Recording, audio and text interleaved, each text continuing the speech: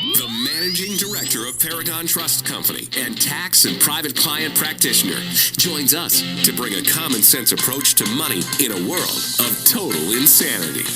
Let's welcome Tony D'Angelo. All right, Tony joins us every Tuesday to talk about many different things, digging deep into some topics that nobody else wants to touch. Tony, good morning. How are you? Good morning, and proud to be among you guys. So we're going to start with what I think everybody has a deep down fear of, but maybe at the same time realize that you're probably going to lose it anyway, and that's your identity. Well, yeah, and good morning to all. One of the things when we think about quote unquote harm to public, harm to people, harm to is the fancy term they use in economics is populace. And I'm Lawrence D'Angelo's favorite broken record son. I'll say things again, and again. One of my sources over the course last week gave me an email that was sent to everybody who has a Department of Public Health professional license. There are 230,000 people, doctors, nurses, fire investigators, you name it. And it was a very official email that came out, and it was a fish saying, please verify. And a number of people, quote unquote, clicked on the link and verify, and it was identity theft.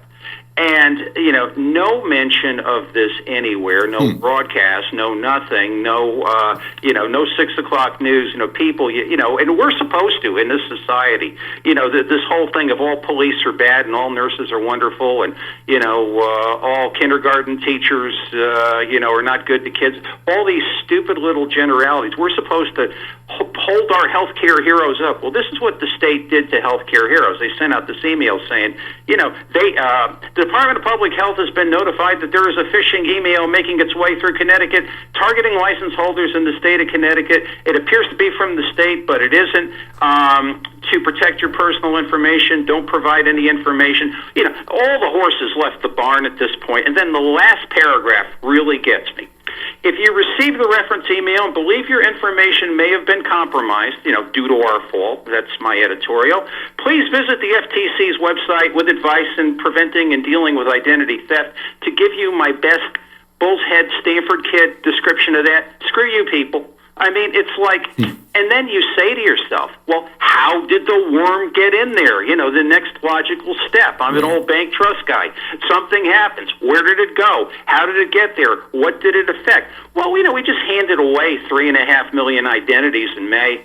And nobody said a blessed word about that. And one thing I just want to say here, Lee Elci, when you talk about, the harm to society, if we look at COVID-19, the infection rate in any sample is like 0.09%. So that would be if you took the entire state of Connecticut and everybody in that statistical sample played its way through, 31,500 people would be affected. That's a lot of people. I'm not going to tell you that it isn't, but if that's the case. And there's all kinds of degrees of, asymptomatic and all of that. The Department of Public Health is 230,000 people, which is 7 times that. So, our government, who cares about us, stuff like this, do they really care about us? That's my first thought of the morning. Just to respond to that, there's, for me personally, losing your identity, getting your identity stolen, it's one of the very few things you don't recover. Right, you never get it back. Don't recover. You never get that back. You can never have your Social Security number back. You never have peace of mind. You're always going to have to be for the rest of your life. You're always going to have to be on the lookout. Exactly. And it's kind of, hey, so what? And this is the thing when I hear 2 words make me absolutely crazy. Number 1 is unprecedented, and number 2 is follow the science. Of course, follow the science is very few of us were good in science, and those that were good in science became doctors and became nurses. I was not one of them. That all said, but, math, we're not supposed to do math. In some places, we're told that math is racist. Even though it doesn't matter what race you are, anybody can do math. But when you look at the math, when you look at the logic, it's like, we're losing the whole, ecosystem, if you were, the whole economic system, by virtue of the fact of, micromanaging one thing. We're talking off the air about, how bad things can be economically or how bad they are. Groucho Marx, the comedian, used to be able to tell what was happening in the economy. He lost all his money in the 29 crash. He gained it all back. He fired all his stockbrokers. He fired all his advisors. He used to study the price of pumpernickel bread. That told him everything he needed to know. Well, I've got a Groucho indicator. There's a pond across the road here where I live that my neighbor owns.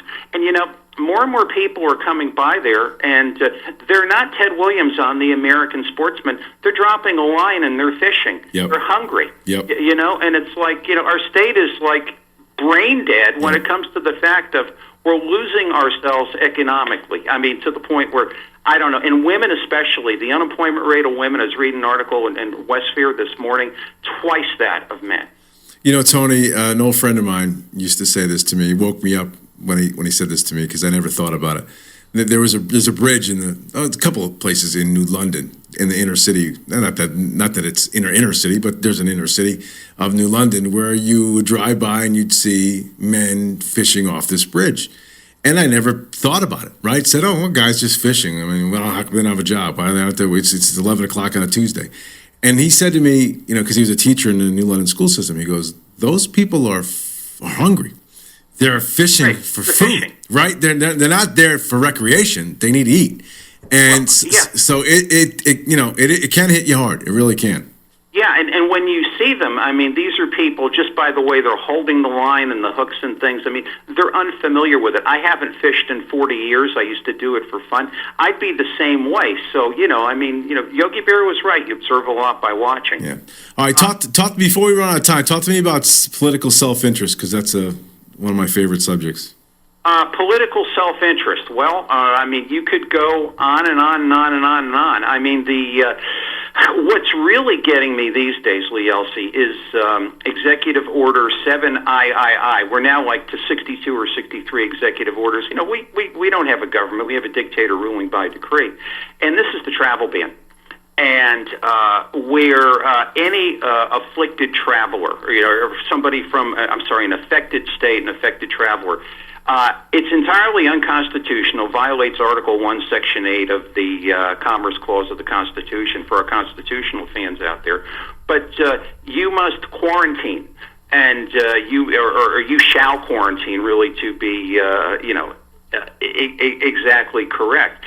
And when you get to, quote-unquote, self-interest, the Lamont interest, keeping everything where, quote-unquote, in one's pocket, I can't get a business meeting here in Connecticut because people are afraid to travel in. Now, if one's self-interest takes the greater economic interest away because of stuff like this, and, the health department becomes the enforcer. So somebody driving in from Texas, I got to say, okay, park in the back, and whatever the case may be. It's not illegal; they can do it. But I've got to fear the Department of Health lady coming down Route 44. This is like absolutely insane. I'll just say this: that if you're running for office, and if you believe in quote unquote economics, rights of people, doing well, whatever the case may be, and you're looking for a cause. Oh, man, this is like, if we don't do this, we're going to be beyond what I hate to think about, and that's not good. Now, what is it, a 2-week travel? What is it? Well, it's a quote-unquote 2-week, but there's a walkout saying that your quarantine ends when your quote-unquote stay of the state ends. They know it's unconstitutional, but yet they want to put the fear of God into people and coming. And it's like, well, if we're going to talk about, 3 people tested positive for COVID-19 in Yukon, what about the people with the fishing lines? What about the people who were, who can't find employment? Right. It's you got to have something beyond self-interest here to make this thing work. And frankly, at this point, somebody please tell me I'm not seeing it. And it's remarkable. Sad to say that it's the people who live here, it's the state residents who just keep putting the same people back in office to keep doing the same thing. I know we're living in a different time with COVID, so there's a slightly change of dynamic, but when it comes to the taxes and the money, it's same old, isn't it? Oh, yeah, it certainly is. And the thing is, if you have what there was a young lady last night in the RNC who's running for Congress. I didn't get her name, but she's running for Congress in Baltimore, and she was talking about a young, very young, attractive woman of color talking about a 20% unemployment rate, taxes through the roof, and whatever. And she's like, "Do you really want the same thing? Don't you realize this is bad?"